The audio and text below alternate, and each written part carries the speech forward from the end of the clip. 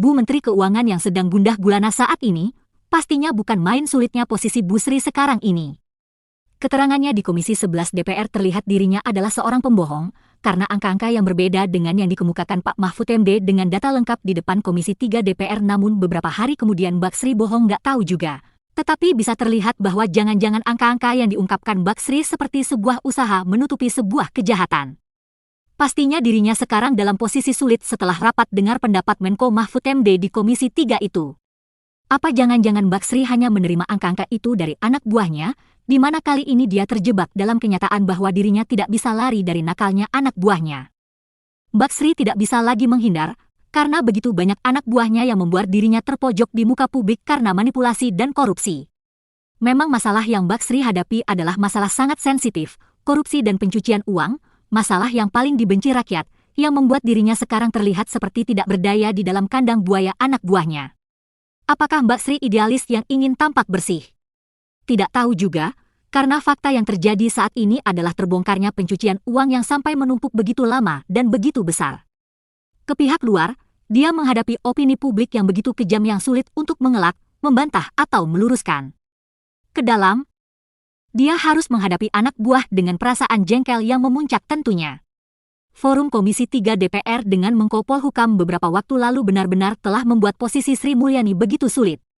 Misalnya bagaimana Mbak Sri dengan pedenya bilang di depan DPR bahwa transaksi mencurigakan yang menyangkut orang Kemenkeu hanya 3,5 triliun, sedangkan Menko Mahfud dengan gamblang menyebutkan angkanya 30 triliun lengkap dengan bukti. Lalu Mbak Sri mengatakan tidak pernah menerima surat dari PPATK. Sementara besoknya, Menko Pak Mahfud menyebut surat itu ada dan ada tanda terimanya. Ayolah Mbak Sri, jangan berkilah lagi. Pilihan terbaik adalah menyelesaikan dengan segera. Jangan sampai terpukul telak lagi dengan sok tegas, seperti Mbak Sri mengatakan sudah menindak pelaku pencucian uang tersebut. Diapain mereka? Mana? Kok nggak ada perkara hukumnya? Enak-enak aja masih menjabat.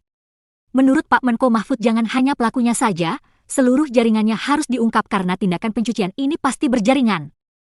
Kejar sampai ke istri, anak, pacar, sopir dan teman-temannya. Siapapun termasuk mungkin politisi yang ketakutan karena bohir sponsor-sponsor mereka bakalan kena.